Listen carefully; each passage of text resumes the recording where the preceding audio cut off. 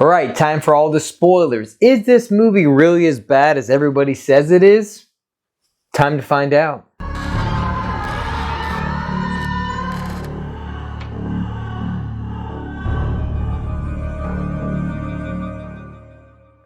Hey everybody, welcome back to the Nightmare Collective. I'm Chris. Thanks for stopping by and watching my spoiler review for Halloween Ends. So this is going to be a semi-structured review. I do have my iPad and I've got some notes on here that I'm going to be going over, but I may branch out on some tangents here and there. I do not want to make this like 40 minutes long, so I'm going to try and keep it short and just kind of get my ideas out there. I'll probably do another video next week where I talk about the trilogy as a whole and kind of where I would like Halloween to go in the future. And so if I have any other thoughts, then I will link that video here, and then you can also look for that video and I'll link this video there so you can kind of get my full thoughts. If you have not seen the movie yet, I'm going to link my non-spoiler review now and check that out and then come back and view this one, because this definitely is a movie that I feel like you need to see and make your own judgment and opinion on before you kind of just take the mass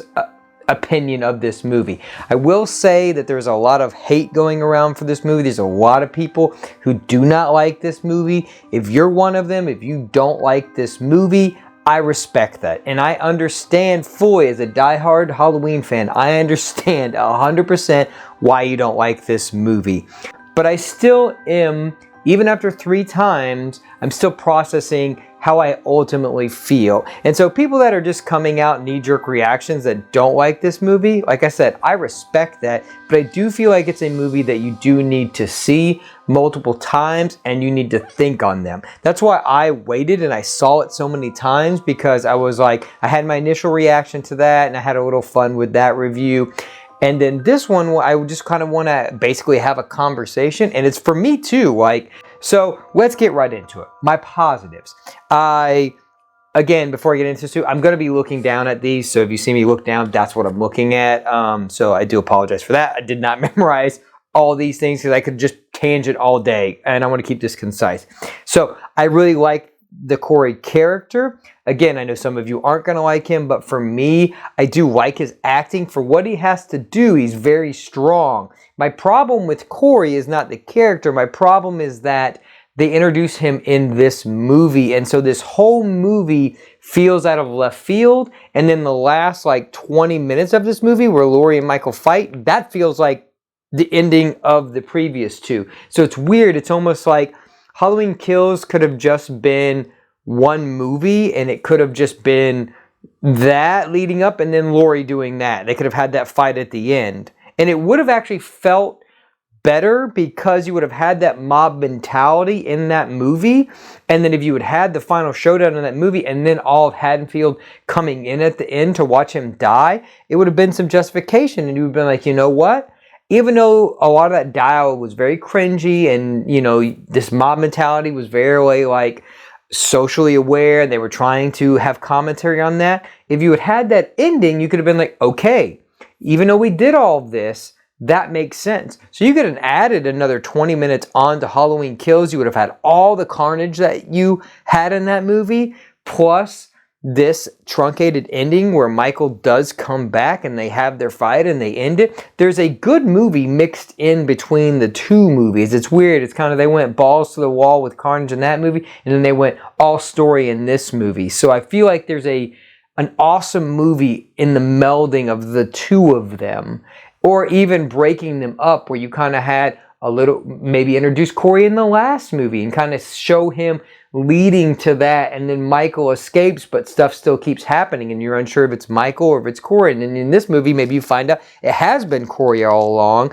and maybe Allison started dating him in that movie, and then that fed over into this movie. And then you kind of get to see the flashbacks of Corey being who he was. That would have been interesting, because Corey could have done those things with Michael earlier on. So I don't know, like, I'm not a film script writer, so I don't know, but I just feel like there's something there where this feels kind of like, and I know they rewrote this script like during the quarantine, stuff like that, so this was not the original idea, and you can definitely feel that. You can feel like this was not the initial Oh my gosh, now my iPad is just locking itself. Oh my god, now I can't even get in. Sorry. You can feel that initial like thing where you're just like, this was not the plan, was it? This was not your initial plan. And again, I'm not saying this is a bad movie. I know people are saying it's like the worst of the franchise. That is just empirically wrong. I mean, you can like what you like, but from a fundamental filmmaking standpoint, that is fucking wrong. There is no way in hell that Halloween 5 or Resurrection is anywhere near better than this movie. You may like it better, but from a purely standpoint of like filmmaking, there is no way in hell you can convince me of that. Again, we each have our own opinions, but there is no way. When those fucking cops come out in Halloween 5, it's like, bah, bah, bah, bah, bah. No, everything in this movie is better than that. You know, it is, you know, Halloween 5, I thought about it the other day, it's like the Last Jedi of Halloween movies. They're just like, hey, here's this other director who has a bunch of fucking ideas. He's going to throw them all in, and then somebody else is going to have to clean up the mess. And then you get fucking Halloween 6.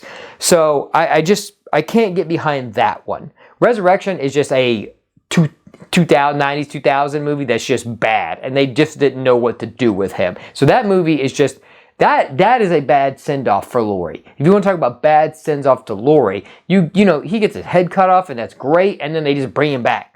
We don't have that. I mean, they fucking kill Michael for once. You may not like it, but at least we have a fucking ending. There's like, maybe he'll come back. We know Michael's coming back. It'll just be in a different iteration. So this version of Michael is dead. Whereas before, you did get different iterations, but the one was never gone. It just felt always weird because they did never end things. They never ended it. Let's continue on with my positives. I like Laurie and Allison. They feel more like characters in this movie. And I will say also, the dialogue in this movie is so much better than the previous two. So much better. It's ridiculous. I don't know if they added somebody to tweak this dialogue, because even in the trailer we had all those one-liners, and they're not in this movie. I mean, some of them are, like when Laurie says, like, you came here to kill me, so fucking do it, or whatever she says. That is even tweaked a little bit. So a lot of that stuff that was kind of, you know, played up in the trailers isn't really in this movie, and I do like that because it was very hammy, and I was very worried for a while, but I do like that people actually sound like real people.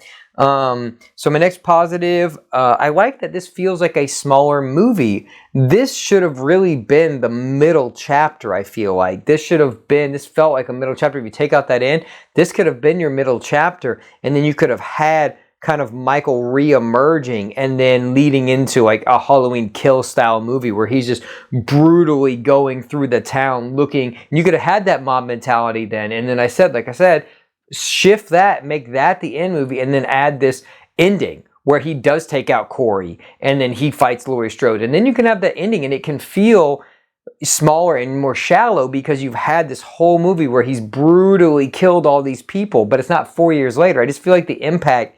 You know, we have those scenes with her at the grocery store and that lady that got the light through her throat, you know. I just feel like that would work as the aftermath of this, you know, and the aftermath of that, if it was all in one movie, because you would feel the stakes. But yeah, she lost her voice, but you're to blame. But then we fix it then. So what else? Like I already brought up the dialogue about the music is awesome. I will say I love the tone of this movie. It's very moody. I see where when they talked about Christine, you know, you can kind of see that with Michael, how he gets this affinity for Michael. I'm not sure how I feel about how they explore Michael. And, you know, I don't really ever want to know about Mike. It's this weird thing. I do want to know about him, but then at some point I'm like, no, I don't. I just want him to be the shape, you know. And even at the end of this movie, we get like, oh, evil is not this, it just changes shape. It's not dead, it just changes shape. Which obviously that's very cheesy, but it does make sense. Like, Michael's dead, but the evil did take shape in Corey, and it could have gone on if Michael hadn't killed him. Well, I mean, I guess he killed himself, but he really killed him at the end.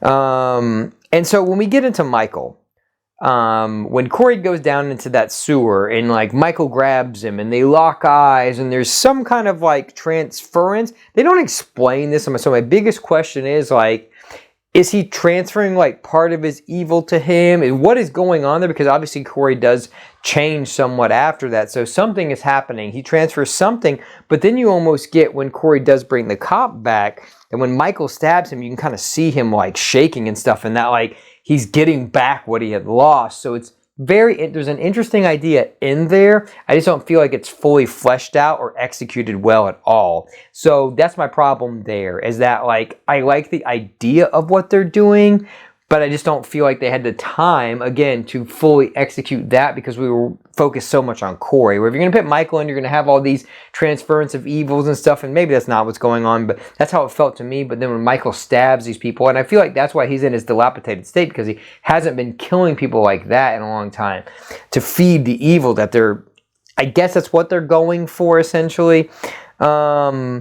The kills were good enough. I liked some of them. The DJ one was cool, with the tongue kind of going around, you know, the record player and hitting that. That was pretty cool. And then that kid, that little fucking shitbag that is in the marching band, he just gets fucking torched. I wanted to see that, though. I'm like, they cut away from some of these kills, which I'm not a fan of. I wanted to see these. I guess especially after seeing Terrifier 2, where they just go balls to the wall and they show everything. This is weird to be like, oh, this feels very tame now, in comparison. I mean, which obviously it is, you know.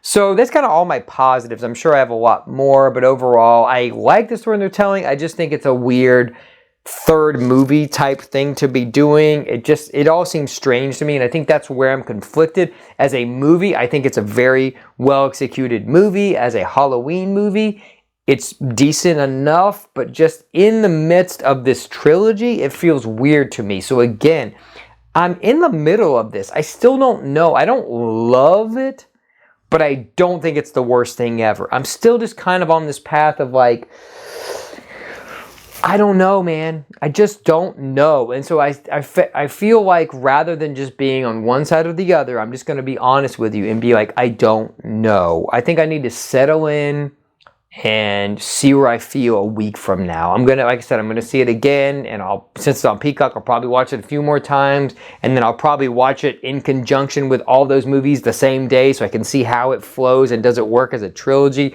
or not. I mean, I have watched those recently, but not back to back to back. So, all right. So the negatives. How they handle Michael overall kind of makes me mad. You know, I'm not a huge fan of like them demasking Michael and some of that stuff. I really don't. It bothered me when they did it in Resurrection, where like Busta Rhymes kicks him. So I really just don't like people getting the upper hand on Michael. I know what they're trying to go for, that he feels vulnerable and all this stuff, but then he comes back, but it's like by the time he comes back, he's gonna die anyway. So it just feels weird. So I really don't like that.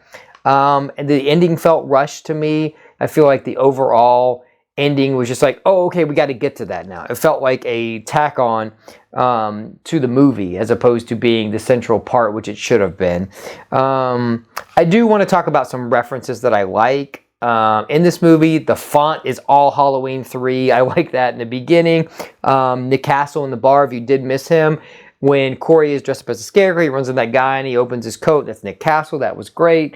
We get Diana Prince, Darcy from Let's Drive-In. She's great. She's in a radio station. I know they cut out her kill, but that was a cool thing to see. At the very end, when Laurie is kind of fighting Michael, she does grab that knitting needle and tries to kill him, which is obviously a reference to the original movie, but then he takes it and shoves it in her ear, which I was like, ooh, that's rough. So I do like that. And I do like the flashing back as he's choking her to all of these things. I do like that aspect. I do like that. I mean, we do get some of the characters at the very end, like Julian come back, and like that lady that survived, obviously. We do get them coming back, which is funny. But at the end of the day, I do have some lingering questions, which this is my thing. My biggest questions are about Corey and Michael. Like, what happened in this sewer? What led to all these things? Like, did Michael transfer something? Did he not? Was this always in Corey and that brought it out? I mean, it's just, why would he keep him alive? There's a lot of questions here, because Michael doesn't leave people alive unless they just happen to survive. But he doesn't purposely leave people alive. So, and even Corey says that, like, hey, Allison, did Michael let you escape? And she's like, no, my mom saved me. So, like, there is a question there that just isn't being answered. You know, they're just not answering these questions. So, I mean, I know that's intentional, but for it to be a last movie, you want finality and you want it to end on a resolution where you're like, okay, but now we have more questions than answers. The only answer you have is like, hey, is Michael dead? Yeah. And Laurie's going to go off with Hawkins, and that's great. I do like the send-off for Laurie. I think, you know, seeing her happy is very different. We didn't really see that in H2O because she was still like riddled with grief and all this stuff and drinking, and so you don't really get that resolution, where I think this is a good resolution, and she gets to kill Michael for real. And so it has that finality that H2O does not, because obviously you find out in the next movie that he's not dead, which is stupid. So that's all my initial like spoiler stuff, because like I said, I'm still very in the middle of this movie, so I wanted to give my like takeaways after seeing it a couple times of like my positives and my negatives, and then kind of my questions going forward. That's pretty much all I got into my follow-up video to this. So, because I still, like I said, need to process this more, but those are my initial like spoiler thoughts on the movie and all of that. And I don't think I'm really missing anything.